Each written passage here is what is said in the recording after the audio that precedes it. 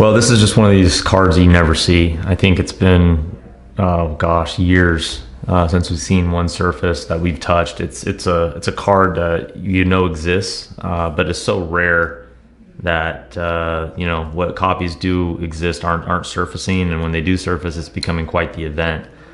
Just a couple dozen of these have ever been awarded, compared to like say an SP Jeter, which has a pop of like low 30s. Which this is rarer than, that card being worth 150, 200K.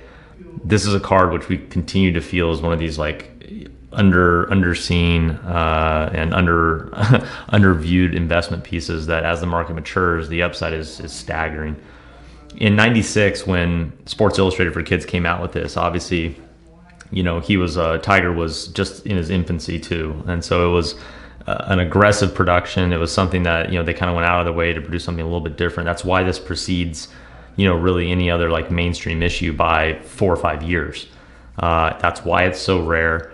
That's why high grade copies are scarce, and that this was a magazine for kids. The Tiger Woods card was the center panel of a 9-card panel sheet. And as it exists, just very few copies exist in high grade. And this is actually one of the earliest graded copies that actually came out of the market. It's just an important investment piece.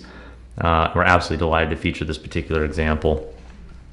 They just don't come along very often. And as it sits, it's just one of these cards that I think people will look back upon as being something that they remember having sold at auction. And oh my gosh, whatever it brought became the basement upon, which the future ceiling was measured. And with the trading card space maturing like it is, this is one of these cards that it's definitely one not to overlook. Very, very important. So absolutely delighted to have, a gem mint copy. First one we've had in our history, actually. And from an investment opportunity, not one to overlook. This is definitely an important card, and, we're delighted to have it in the auction.